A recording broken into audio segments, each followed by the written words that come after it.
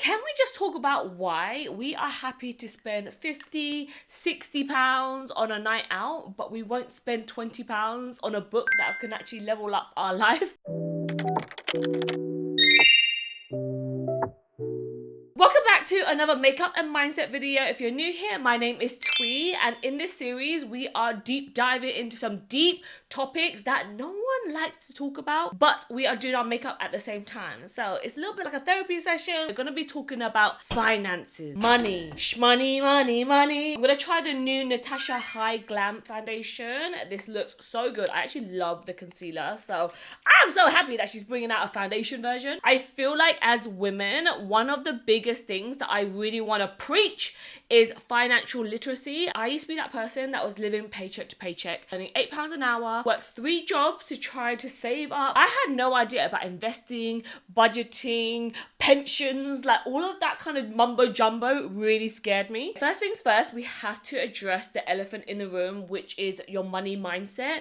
This has been programmed in all of us. Depending on the way that you were brought up around money, how your parents spoke about money, that will have a direct correlation on how you see money and how you spend it today. Back then, the internet wasn't around. We were not brought up talking about investing and making our money work for us or making money in our sleep. I used to think that was just for rich people. By the way, little disclaimer, I am not no financial expert, okay? I have hired a lot of people to look at my finances. I have an accountant, I had a financial advisor. There's so many people that don't have anyone to talk about finances to. I think a lot of us actually grew up thinking that, talking about finances is taboo or is a little bit tacky. That's why I think a lot of us women go wrong, that we actually don't talk about these subjects, or we find it awkward to talk about money, we find it awkward to ask for pay rises. Okay, now let's talk about the 5 different investments that I have made that's literally transformed my life. Number 1 is I invested time into my morning routine. I bet you didn't expect that one. I think people was expecting for me to say, I invested into stocks and shares, ISAs. And yes, while I do that, but I actually realized that investing in yourself is more than just investing money, investing your time, investing your energy, investing your focus. This will pay off in dividends if you are focusing on the right thing. Investing in my mindset, investing on leveling up the way that I think. My life used to be so chaotic, all over the place.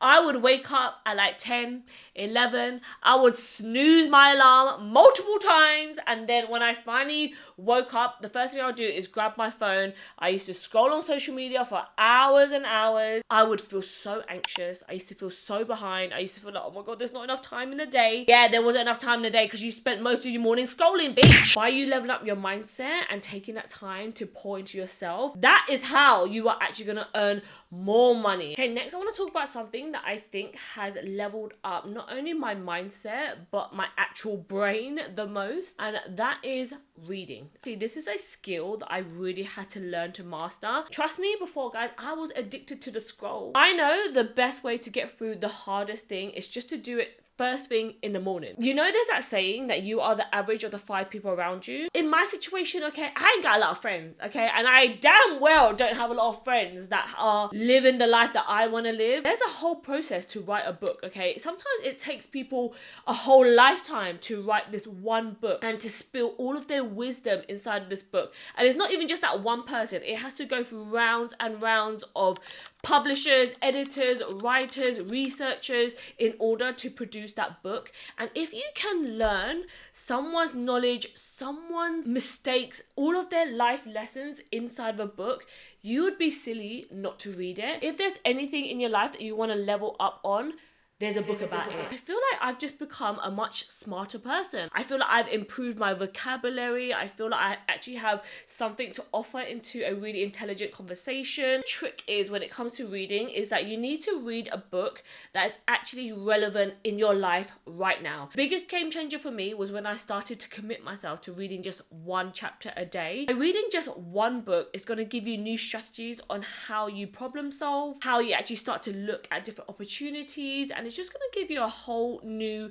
perspective on how to actually deal with certain situations. The next investment that I made was actually learning a skill that could improve my business. I think this point is actually really underrated and not a lot of people talk about it enough. You are always going to be able to find a skill that you can improve on, that you can level up in, that you can just learn and add to your CV, and that's going to make you a better candidate. That's going to give you a better position to ask for a raise from your manager, especially if you want to be promoted or you want to ask for a pay rise. You need to be the one that is telling your manager, like, I know how to do this, I can offer you this. You need to be the one that's actually adding value. I also see this from a very different perspective because I do run a team, and you know, when people ask me for like pay rises or they want to kind of level up in the business, I always look to see like, how are you leveling up yourself? What are your hobbies? How are you actually trying to improve and actually like bring more value to the company? You just want to make sure that you are leveling up your skills so that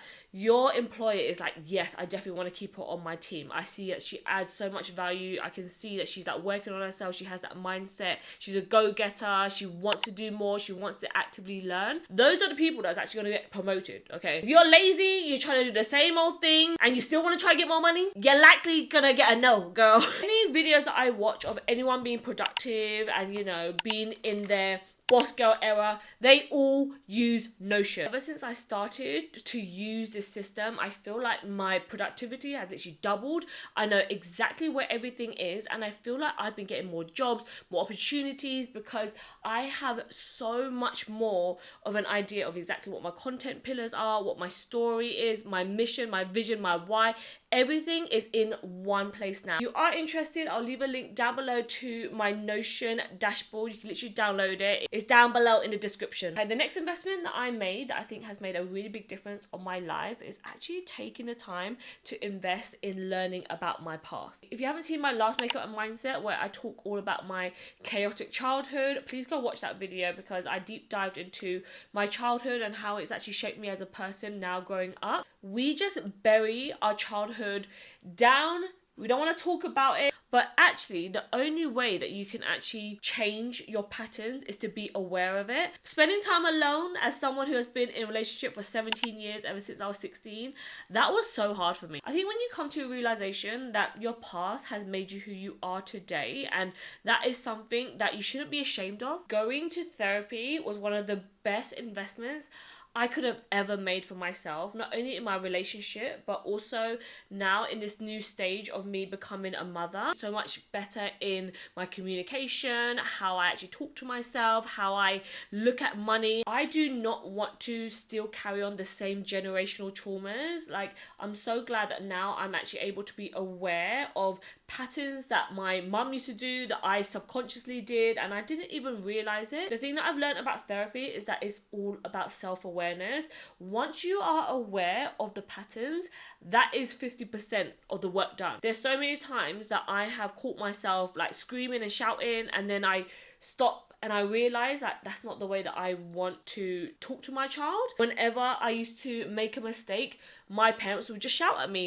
I'll get a spanking. That's how I was brought up, and that's something that I really don't want to pass down to my kids. And that's how a lot of people pass down generational trauma, because they don't even know that they're doing it. They just think that that's normal. I have always been a person that's always been really harsh on myself because that's how my parents spoke to me. Why are you the way that you are? Why do certain things trigger you? Why do you feel like you have to penny pinch? Or why do you feel like you overspend? Why do you feel like you have to show up as a different person than who you actually are? Okay, this next one I have to talk about, especially because this is a finances video, but it is investing in your future self. This is where I think a lot of people mess up when it comes to their finances. Your paycheck will come in, you will pay your bills, you'll pay off your credit cards, and then you end up going out living life, and then next thing you know, the money, she gone. You haven't even thought about your future self. Trust me when I say you do not want to be in a situation when you're old, you're haggard,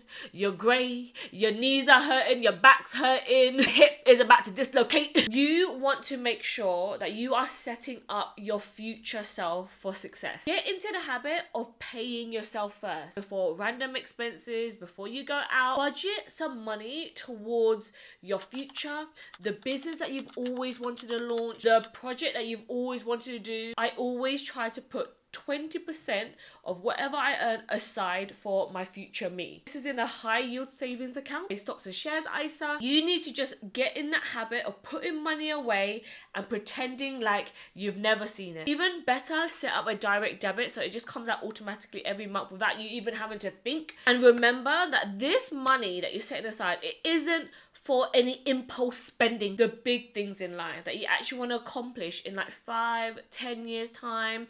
You want to make sure that you are building up not only an emergency fund. Now I've actually sat down and I looked at like, what do I want to accomplish 5 years time? And even if you just put £50 here, £20 there, £10 there. I personally use Monzo.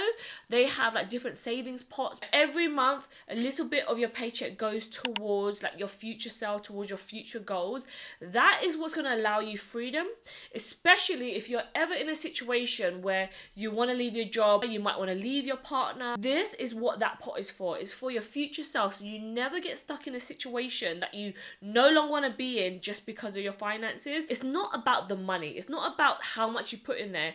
It's about the habit that you're building. The habit matters more than the amount. Okay, I'm going to put in a pair of contact lenses while I tell you the last and final investment that I think has changed everything for me. Oh, how cute are these contact lenses? This is in the style Ending Olive from Olens. Investing in coaches, courses and accelerated learning. I used to think this is for rich people or it was like a scam, but I've actually heard this quote and it really stuck with me and I believe it to my core. People who pay attention, and trust me when I say there is a difference to just watching a few YouTube videos, you know, leaving it in the background. I listen to a video, it goes through one ear and out the other. But when you actually pay for something, best believe you're writing down all the notes. Best believe you're actually taking it in and you're actually realizing that you're going to actually start implementing things into your life. Having that mentorship is just been like, oh my God, I've never seen so much transformation and growth within myself. Doing digital courses or courses that you can go to in real life if you have the time,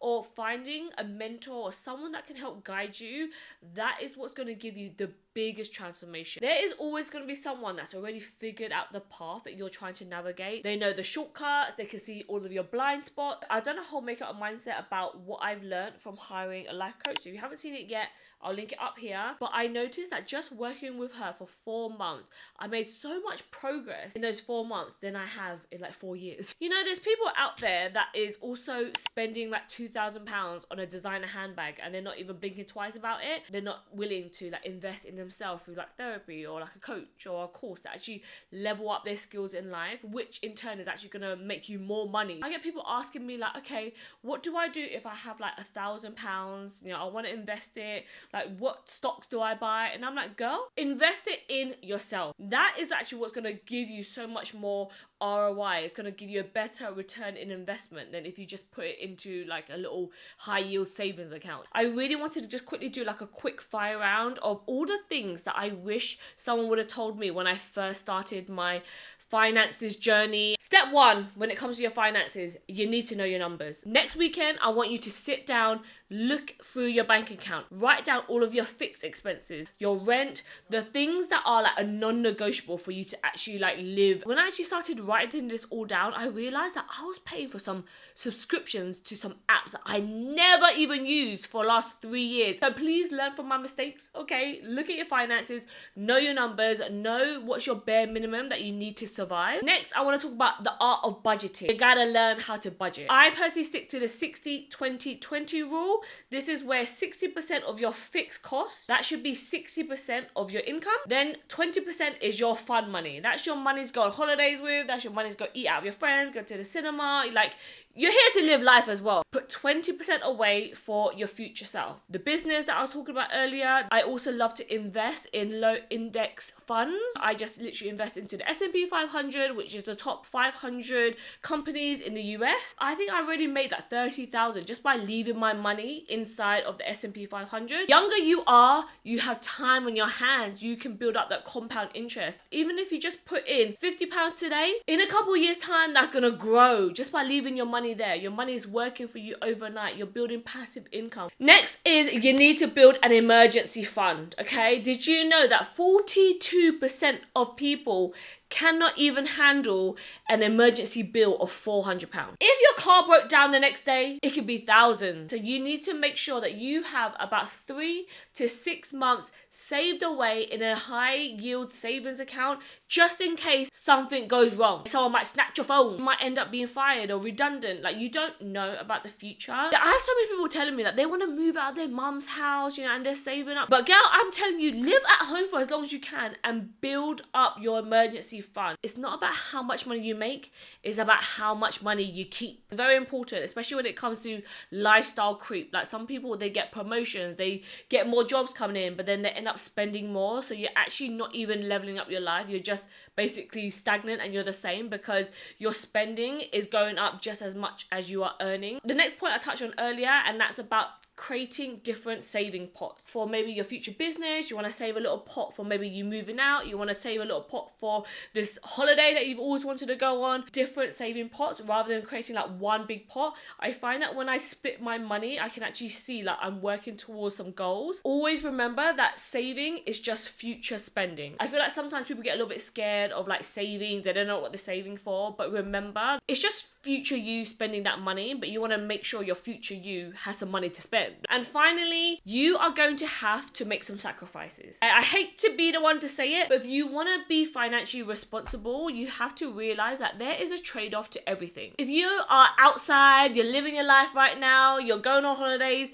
that is fine, but you also need to realize that you're also giving up maybe moving out. You're also giving up starting that business. You're also prolonging another side of you that maybe would be a little bit more secure by you spending frivolously today. Even though I'm in a place where I am actually really financially stable, there's still so many things that I do not do. Like, I don't drink coffee, I don't do my nails outside, I do my nails at home, I don't really do my hair. There's a reason why I had to dye my hair back to black, because I couldn't keep up with the maintenance of being blonde. If you are that type of person where you're broke but you're still getting your nails done every week and you know you're getting your hair done every month, that all adds up. If you want to have a better life for your future self one day, you want to move out, you want to have a nice car, you are gonna have to make sacrifices today. When I was saving up for a house, girl, I scrimped, I saved, I sold my items. Me and Graham sold our car. We drove one car. He sold literally all of his motorbikes. I hardly bought any clothes. I didn't really go out. We didn't go on any holidays. Like, we scrambled and we scrimped and we saved every single penny so that we can put down a deposit on a house, because that was what our future goal was. And because we've done that in our 20s, we are able to live an amazing life now that we're in our 30s. I also want you to realize that even though you're sacrificing today,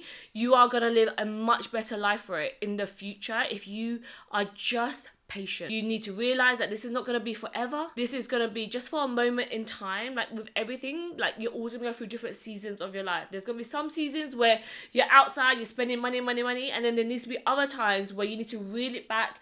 You need to go into hibernation. You need to work maybe multiple jobs to make sure that you're reaching your goal. If you are buying a tea or coffee every day, that's £4. Did you know that adds up to 1,460 a year? Yeah, that's £1,600 that you could be putting towards your emergency fund. You could be putting towards a course to actually level up, for you to actually create more money and more wealth for yourself. Don't fall into the habit of keeping up with the Joneses. Do not fall into the habit that you need to buy the latest clothes, or every time you go on holiday you need a new outfit. Get out of these bad habits of like going into your overdraft or spending money on your credit card when you can't afford it. I know today's topic was very overwhelming. I feel like when it comes to finances, especially as women, I feel like it can be very intimidating, but I'm here to tell you that I never had a clue about any of this stuff, okay? I had to really do a lot of research into this. I had to really work on my money scarcity mindset. And now, because I really took the time to handle it, take charge of my finances, that is where I really saw a big difference in how confident I feel in my future. I can actually take time off work and I don't feel like I need to be stressed. And it's all because I planned in advance. All I want you to do is just take away one action that you're going to do today. Waking up 30 minutes earlier, investing into your morning routine, investing into reading, investing into learning. I feel like ever since I started sticking to my system, that's how I was able to be a lot more consistent. That's how I'm able to plan my videos ahead of time so I can take 3 months off of work because I built the system to be able to stay disciplined. What are your money goals? What are you saving up towards right now? Okay, manifest that down below in the comments. Okay, let's egg each other on. The last quote I'm gonna leave with you guys is the best time to invest was yesterday. The second best time to invest is today. Okay, invest in your future self. Your future self will thank you. Wish I had a video like this when I was watching this back in the days. I'm passing down the baton. Let's drop the mic now, guys.